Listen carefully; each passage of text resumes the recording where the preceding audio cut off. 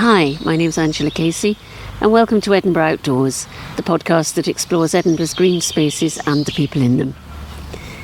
I was blown away by the positivity and welcome I received from the members of VIE Velo, and I really enjoyed talking to them about cycling, wearing bright pink, sight impairment, and how this club is just an example of excellence, with all members being there because they love cycling. On the podcast, you'll also hear how much they love stopping for cake and chat too. We talked first off in Abercorn Park in Portobello, and then I met up with the cyclists, heading out the following day from their base in Saughton Park. So listen in and just hear a really great example of volunteering in action and how a joint passion for something can create a community. I am currently down in Portobello in a very nice park full of spring flowers, and tomorrow I'm going to be in Saughton with VIE Velo. And I have two interviewees today. I have Mike Sinclair and Elaine McNaught, and we'll find out about the two of them in just a minute. So welcome to Edinburgh Outdoors. Thank you very much. So I'm interviewing both of you because, Mike, you're involved in the organisation of this charity and you're a volunteer, and Elaine, because you're also involved in it. How would you describe yourself in it? Participant. So, Mike, I'm going to start with you because you're on the organising side. What is VIE Velo? VIE Velo is Edinburgh's Tandem Cycling club for visually impaired people and their sighted pilots. So the visually impaired person sits on the back of the tandem and the sighted pilot sits on the front, and together we go off on wonderful group rides. And the real marvel of the club is it gives blind and visually impaired people the chance to ride a bike and feel the thrill of riding and the wind in the hair and everything. And I've been a cyclist all my life, and it never crossed my mind that visually impaired people can't ride a bike. So it was sort of an amazing breakthrough moment for me when I heard about the club, and it's been just a sheer joy to share all these rides over the years with visually impaired friends. And who had the idea in the first place? That was really the visually impaired community. So there was a small group of visually impaired cyclists who'd been riding on the back of tandems for decades, and they got together with Cycling UK in Scotland, and with the help of R.S. MacDonald Trust, who gave a big grant to buy the initial tandems, the plan was made to set up a club in Edinburgh, and they duly set it up. And the beauty of these clubs is, as long as you have volunteers who are putting the time and effort into making things happen, whether they're sighted or visually impaired, the club is set for success. And Elaine, how long have you been cycling? A year. So it was last March I did my first And ride. how did you hear about it? So I have a friend who's also an avid cyclist and happens to work with Mike. Told me about the group. And then you went along, and do you get a different person each time, or do you? I have so far, yeah. And so when they're cycling along, obviously they're doing all the steering and everything. Are they doing all the work as well? No.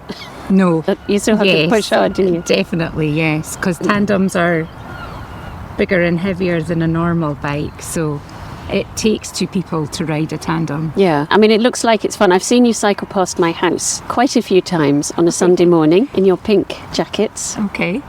and everybody always seems really happy. Yes. I've loved it. It's just been so great to get outdoors and do a bit of exercise on a regular basis. Yeah, so thinking about your sight impairment, is this something you have acquired over time, or is it something you were born with? Yes, to both actually. So I have retinitis pigmentosa, which is a genetic disorder. So I would have had it from birth. But I did not really appreciate that my sight had been affected until adulthood. Late 20s, early 30s, it started deteriorating. And I think I became partially sighted to begin with. I struggled seeing in the dark. I struggled seeing certain colours. I would miss things in front of me. And that's when I got my real proper diagnosis at the VIE Velo in Edinburgh. and it's just slowly deteriorated. I think I lost all my central vision. When I was 32, I gave birth to my oldest child, and that's when all my central vision went. And it has continued to deteriorate ever since, and I think it always has been deteriorating. I'm quite lucky in a way that it's a very slow degenerative disorder. I think I unconsciously adapt to the sight that I have remaining. So I kind of feel quite fortunate to still have the sight I do have, although I am registered seriously sight impaired or blind and have no central vision. I saw you because I met you just on the pavement, so you can walk down the pavement and get around quite happily. So you're fairly self-mobile. I have my peripheral vision, so I can't see straight in front of me at all, but using my peripheral sight, I can manage, yes. And do you think there are a lot of barriers for people who've got sight impairment to getting outside and doing exercise? I think if you know a route, for me anyway, I wouldn't go anywhere I'd never been before. It would be really quite a stressful situation to be in, I think, if you were asked to go somewhere you'd never been before. I'm quite a confident person, so I'm quite happy stopping strangers in the street to ask them questions, but not everybody's able to do that. And some people that are maybe losing their sight in adulthood maybe don't want to admit that they're losing their sight, and that adds to the stress of situations being outside. Some people are afraid to admit that they're disabled or have a sight impairment and feel that they might be more vulnerable outdoors on their own, which I find the opposite. I find, everybody's much more wanting to help and support somebody. If you say, oh, I'm really sorry, but I can't see, can you help me? They're more likely to help. And you've got your cane, so that's a well-known symbol or indication, isn't it? Yeah. And how does it, so on the tandem, I've never been on a tandem, so I don't know what it's like on a tandem. We stick to cycle paths where at all possible. We have to go on the roads, but we mainly use quieter roads where we can, and lots of cycle paths. There's areas of Edinburgh I've been in I've never experienced before. I guess you discover new places, don't you? And the person on the front, they're doing the steering and that kind of thing and helping with the pedalling, but do they also talk to you about what they can see as you're going along? Yes, so every pilot, as I said, I've had a different pilot every time I've gone out. Normally always ask, what sight have you got, what support do you need, what do you want me to do, what do you like the pilot to do, what instructions do you like, audio describe. So yes, you can hear each other quite well. I thought it'd be really difficult, but you miss turnings because you're busy talking. And I guess there's chat between the people on the tandems as well at times, to the other people. Yes. And there are different levels of ride, is that right? Yeah, and I'll say a bit about our rides. We go out every fortnight. We have short rides and longer rides. Short rides, you may have less time, or you may be actually newer in, you've done your training and you're just finding your feet and your confidence. So the short ride's a good one there. And they'll be back at lunchtime. But the longer rides, we always stop for lunch. And that is quite simply because the social aspect is just as important as the exercise aspect. So you always get to know who you're riding with pretty well through the conversation. And I agree with Elaine, it's amazingly easy to have a conversation on a tandem. Actually much easier than if you're a sighted rider and you're on a solo bike and you're riding with others and you're shouting across the wind. The tandem, it's so easy to hear each other. So you're out for a chat just like you would be walking around this park together. But then at lunchtime you can mix with others and get to know others in the club. And just as Elaine said, there's quite an art to pairing riders. And as far as we can, we try to mix up the pairings, so it's another way of people quite quickly getting to know others in the club. And essentially we're a group of friends, and that's why people ride. Mm-hmm. So it's not about, if you're a sighted person, doing good for society, volunteering, aren't I a good person? It's not that at all. Come along, if you enjoy it, and if you don't enjoy it, don't come along. And actually, the sighted people get just as much out of the club as the visually impaired people. Yeah, you'd said that to me before, and I thought that was really interesting, because so many organisations where there are volunteers, it's about the volunteers and what they're giving to the organisation or what's in it for them. But in this, it sounds much more like, actually, it's just come along and join the community.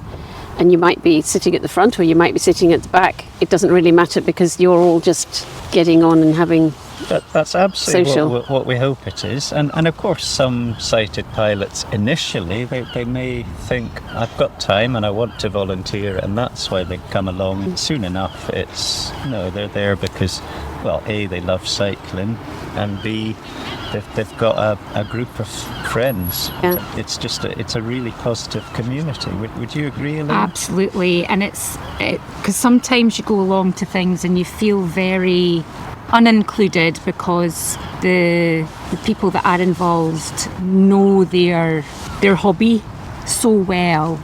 Prior to joining VIE Velo, I'd only ever cycled as a child, but very quickly felt very part of the group, really quickly and easily, I felt, definitely. And I recall not that long ago asking a new pilot that I was with, what drew you to volunteering? And he's like, I never thought of it as being volunteer. I just like cycling. So he doesn't even see giving up his time for others, which essentially all the pilots do, even as volunteering, because it's such good fun. I think it sounds like a really good example of volunteering, actually, that doesn't feel like volunteering. Who does the bike maintenance then? Oh, we've got a wonderful colleague called David, who's a mechanic, and he works in a bike shop in Kirkcaldy, and he worked for Cycling UK when VIE Velo was founded, so he has that attachment to the club, and he gives his time, and he comes in every fortnight, and he keeps the bikes in tip-top condition, because it's amazing. More things tend to go wrong on a tandem than on a solo bike, so it's just a vital service, and it saves us a lot of money as well. And we've got so many riders now, we need all our bikes to be in great working condition. Typically, for example, on the weekend we will have 15 tandems out, so that's 30 people on 15 tandems, so it's really quite a big group now. That is a lot. How many bikes have you got?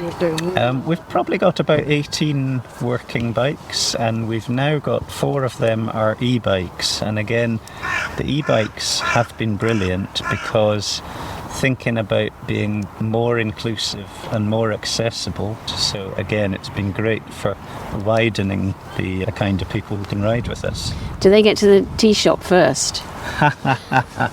Well, they certainly get up the hills faster. I think there's a bit of envy there, isn't there? When you hit a hill, definitely. So how is it funded that you've got these bikes? Yeah, well, we're fully self-sustaining, which I think is just vital in terms of knowing you're going to be around next year and not desperately jumping from one funding pot to another. A very important part of the club is it is free to ride, and it always will be. So we don't want any financial barriers to people participating. So that's our guarantee. However, with our regular riders, we ask for an annual donation, and we find people are incredibly generous because they get so much out of the club. So we get quite a lot of corporate sponsorship. We get quite a lot through grant funding, and that's where the e-tandems came from, for example. We also do fundraising, so we go on an annual fundraising ride ourselves and get sponsored. And I think last year's one raised £3,000, for example, and people can fundraise for us. So one of our riders rode from Land's End to John O'Groats in a group, and they chose us as one of the charities they were supporting. So when you joined, did you have to do some training? So we are shown the tandem bike, how to get on and off it, how to start and stop. It's all about communication. A lot of the tandems you have to have your pedals in sync with each other. So you have to make sure you're starting with the left or the right foot to push off on. So you both have to agree that you're starting with the left Left or the foot. right. Right. We've got a very barky little dog here who's a bit cross. It's right beside us. Yeah. Well, It's life, it's natural. yeah, it's about being outdoors in Edinburgh, so those are the noises you get. So you did your training, you had to start with the same foot. Yeah, and I guess the VIE Velo also train the pilots on how to guide visually impaired people, because when we stop for lunch, we then need assistance to get indoors into the cafe that we've stopped at, guided to the tables, read the menus. So although the volunteer cyclists, they give a lot more added support on top of cycling. Yeah. So they get some training too. Yeah, I'd say Best practice, I think. Yeah, Yeah. definitely. we've certainly evolved our training, because originally it was, well, how do you ride a tandem bike? And then we realised actually the most important thing is understanding blindness and the needs of who you're with, and most importantly, communicating. So it really isn't so much about, oh, you've ridden a bike all your life and now you're riding a tandem. It's much more about communicating what are the needs of our visually impaired friends on the back, and trying to ride with as much control and forewarning and confidence as possible. Because actually the other thing we do in training is we put the new pilot trainees on the back and we get them to close their eyes or put a blindfold on. And that's probably the best training we do, because that is just the most unbelievable feeling for the pilot of, wow, this is what it's really like. I am not in control of the bike anymore. I'm totally reliant on the person in front. I'm trusting them. And wow. And then you go, all right, I get it now. 'Cause that actually sounds quite scary to someone who's used to being able to I think it is, yes. control everything by what you can see and know where you're going. So there's a trust there, isn't there? Yes, but I think with visual impairment, you have to learn to trust other people. Yeah. How many people are involved? How many pilots and riders do you have? We've got about 25 active visually impaired and blind riders and about 50 active pilots. When they started 5-6 years ago, there were maybe 3 or 4 visually impaired riders. So we've gone from under 5 to over 25 visually impaired people in Edinburgh and the Lothians being able to share the joy of cycling. And it's wonderful, and it might not sound like a big number, 25 to people, but it actually really is a big deal. And that's the metric that matters. I'm not interested in how many pilots we have. We're totally focused in how many visually impaired people are now able to share the joy of cycling. It does sound brilliant. It is. Is that you can just go and you can get the feeling of the wind in your hair, the exhilaration of riding, the community and the chat at the same time. It does sound like a really nice thing. For me, it's being outdoors, because I don't think I went outdoors a lot when I lost all my central vision. But yeah, I think I do really like being outdoors. And if you told my younger self, you'll like being outdoors in the future, I'd be like, absolutely no way. I was very much an indoors person, but now I'd much rather be outdoors. How do people find you, either as a pilot or as a sight-impaired person? It's a great question, because we're just growing organically, and surprisingly, a lot of people, it's just they see us. We have these pink outfits, and when there's a few of us, it's quite a sight, because a lot of people have never seen a tandem. Kids in particular in parks, they've never seen one tandem, and suddenly 8 in a row go by and they're gobsmacked, and the people are in pink, so it's quite memorable. So we do actually have people that go, oh yeah, I saw you and then I looked you up, and they found us that way. A lot is word of mouth, and we have a very gentle, quiet social media presence, which people find us through that as well. And we are finally doing a proper website at the moment as part of our development. We're open always for more people, whether they're visually impaired or sighted. Get in touch. We do the training. Come along, see if you like it, take it from there. And are there other things that you would like for the group that you don't have the funding for, or plans that you've got, or vision for anything else that you might do with it, or just keep growing organically? Well, it's a good point. One thing is we always ride from Saughton Park, so actually going to other places to ride is a great thing. So we've twice had trips down to the borders, and we've stayed overnight down there and ridden in a different location. And obviously we've had the evenings to socialise as well. And we do participate every year in the Poppy Scotland Sportive, which is an event run out of Haddington. So who decides on the routes you're going on each week? Pilots. And there are, all the pilots are volunteers, but there are some people like Mike that do a lot of organising, a lot of planning routes. So some pilots will go out prior to the ride to make sure that the route they're planning to do is still safe and there's no hazards. So we go north over the bridge into Fife, we'll go west out into West Lothian, east along this way through Portobello and Musselburgh, and south into Midlothian up the hills. We're based in Saughton Park, which is just a bit to the west of the city centre, and the location is phenomenal because it's very close to Edinburgh's path network, and then the paths just take you in all directions. And I suppose we need to know that there's a cafe en route, so that is probably where the cafe is, which decides where the route goes. And who picks the cafe? Well, we're getting really good now at sharing the organising load, so more and more people are stepping up to organise rides, and indeed we do ride leader training as well. So we tend to just we have a rota, and you put your name forward and then you're organising.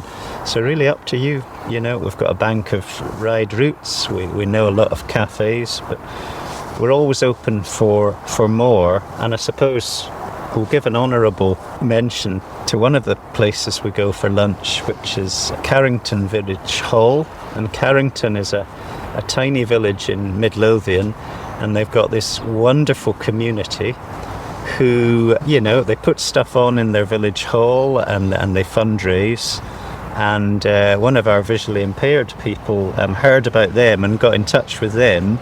And now, every 3 months they'll host us. They do homemade food and drink, and they've become great friends. And we just rock up at their village hall. We had our Christmas meal there, and they've become friends. And we like to support cafes that are maybe social enterprises or independents rather than the big chains. And Elaine, thinking about the benefits it's brought you being part of the group and the community, why would you recommend it to other people to join? I think it's, you're outdoors. It's a form of exercise. For me, it's just been something great to do out with home, something that's just for me that I can do independently without having to rely on the family to be my eyes and worry about where I am and what I'm doing. So that's been a huge benefit. Yeah, and Mike, your wife, I think you said, is also sight impaired. Is that how you came across VIE Velo, was through your wife?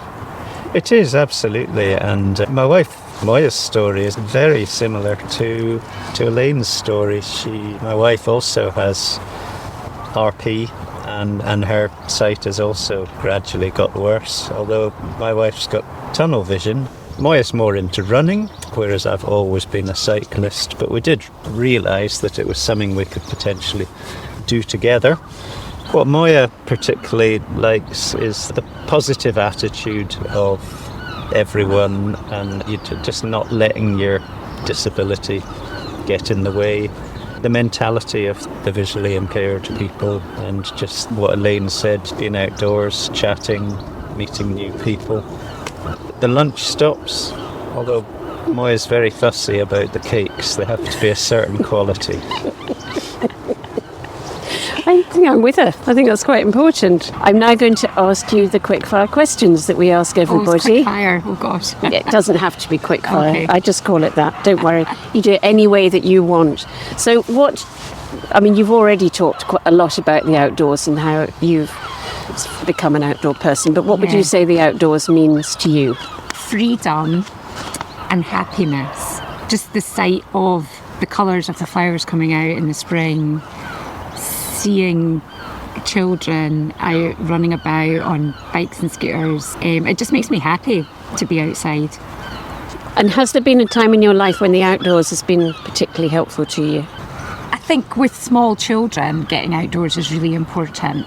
And I've been really lucky, I think, living in Edinburgh, because there's so many outdoor spaces within the city. Even if it's just a brand new baby, they're getting outdoors. And where is your favourite place in or around Edinburgh? My favourite place is Arthur's Seat, just sitting at the pond at the top, listening to the water. I really like water outdoors. And just to hear it lapping or a river running. I like the noise of water. Someone once told me being near water is even more beneficial because there's more oxygen around water. Okay, Mike, beat that. What does the outdoors mean to you? I think if I don't get outdoors during the day, then I'm not quite so content. I might be harder to live with. There's always this sense, have you had your air? It might be a particularly Edinburgh thing, but I need to get my air, and it doesn't really matter where it is, but it's being outdoors, I suppose. And once I've had my air, then I can sit at a desk for hours and hours, and that's okay. Has there been a time when the outdoors has particularly helped you? I think for me it's just general. So I've been blessed with physical and mental health all my life. I'm very fortunate, and I think being outdoors is part of that. And more recently I realised that as soon as I get on a bicycle, I feel content, and it clears my mind, and all my troubles within a few pedal strokes disappear. It's literally, I get on a bike and I start smiling, and of course the bike is outdoors. And where's your favourite place in and around Edinburgh? I'll go for the Pentlands. It's become very easy to ride a bike up and round the Pentlands. I do go out with friends early in the morning sometimes, and I go out alone anytime. But from my house in South Edinburgh, I can get up to the Pentlands on the bike in under 30 minutes, and then spin round, and you're in wonderful countryside away from the world. So at this point I normally say thank you very much and for joining the podcast, so thank you very much. But I'm actually going to see you again tomorrow, because we're going to head off to Saughton Park to see everybody setting off on their ride and to watch you riding your tandems. So we'll see you again tomorrow, but thank you very much for joining Edinburgh Outdoors. It's been a true pleasure. Yeah, thank you. After talking to Mike and Elaine today, I'm in Saughton Park and I'm going to meet the cyclists as they head out. Oh, there's Elaine. Hi, Elaine. Hi. How are you? I'm good, thanks. Nice to see you again. And you? Yep. This is Ken, who I'm riding with Ken. today. Hello, Ken. So you've got Elaine. I was talking to Elaine yesterday. They're different as well. They're all different. So yeah, some have got little wheels and some have got bigger wheels. I think they call them the Circes, are the smaller bikes. And the blacks are bigger. So do you get to choose which ones you go on? No, you're just assigned one. Where are you cycling to today? We're going west, and then we're going to South Queensferry for lunch today. What's your name? Sorry. Ailey. Ailey. Is there a bit of a competition for who gets the electric one? There's a few electric ones, and then I don't know, I always get one, so I don't know. I don't know if I'm lucky or if I had a stroke, so I was quite physically affected on the left side, so with that weakness I wasn't confident I could go out and do 20 or 30 miles. So electric bike really helps with that. Because I was cycled before, and I used to cycle tandem, but on the front, so I take my daughter to school on the tandem. I knew about this group already. This is only my second ride as a pilot, so it's good fun. Had you ridden a tandem before? Only once years ago, so they run a training session. Right. So, you can come out on your... So I came out on my bike first and followed them around one day. Then they organise a training session, everyone gets together, and yeah, that's really helpful. And I love the fact you've got, pilots and stokers. I think that's a great thing, actually. It's just like, it's really good. Team effort. Who's your guide today? You going out today? Yeah, I think I'm with Nick. I haven't seen him yet today. Which cafe are you going to? The Little Bakery. Oh, I don't know that one. It's in Queensferry. Right. I hear you're all experts on cafes. Well, we're becoming so, yes. Going to very many over the years. I've been in other cycling groups and there's nothing like this. I mean, it's because we're all looking out for each other. We're all cooperating. It's all about cooperating. Initially, I thought that would be a good thing to do, but I didn't realise it would be such a friendly group. How long have you been coming, Devon? I came like a couple of years ago, and then I moved away from Edinburgh, and then I just moved back. I moved to Stirling in October, so I've been back since then. And so you've come down from Stirling today, have you? Yeah. On the train? Yeah. So I just get into Haymarket and then come here. Well, that's dedication, because that's quite a long way to come. I love the train. I'm like a big fan of the train. And how do you find being on the bike? Do you just love it? Yeah, it's a lot of fun. How does it feel when you're on there? Do you feel safe? Yeah. I think when I was younger, I would tandem a lot with my dad, so it's it's something I've done a lot, so it's just comfortable and fun. Oh, so you already cycled on tandems before you started doing this? Yeah. That's the same as Ailey. She cycled on a tandem before as well. And you don't have to wear the pink. You seem to be in blue, are you? I just don't have any of the pink. I remember I was talking to one girl, Carmen, last time, and she was saying she got involved because she just saw a group out one time, and she shouted what's your group called, and someone shouted back that it was VIE Velo, and that's how she got involved. She just ended up looking up after seeing them. You can't miss them. Yeah. It's very bright. Well, it's great seeing everyone get together. Okay, Devon, shall we get the bike set up? So how long have you been doing this, both of you?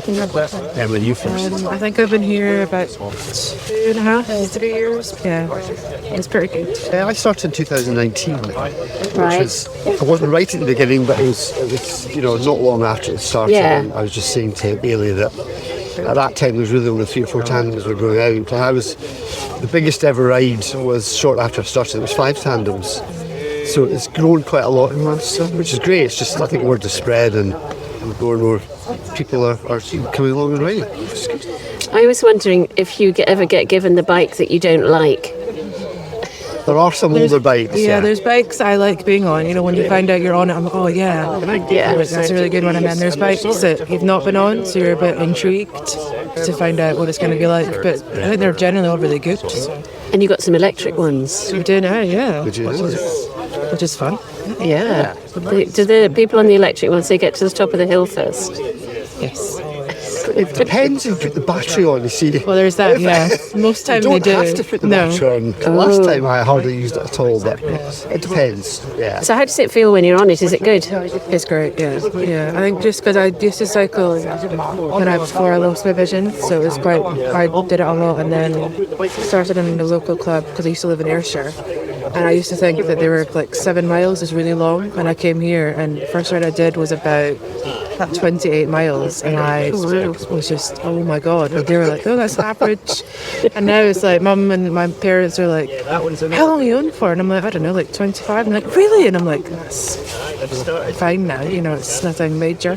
I would go longer. You've done longer? We've done longer rides, yeah, so just as a nice variety. Have you met Katja? I have. So we've been admiring her helmet. Yes, and yes, and Did you paint those? Yes, Excellent. and I bought white famous helmets for this purpose, and now I'm looking for the perfect blue. The blue.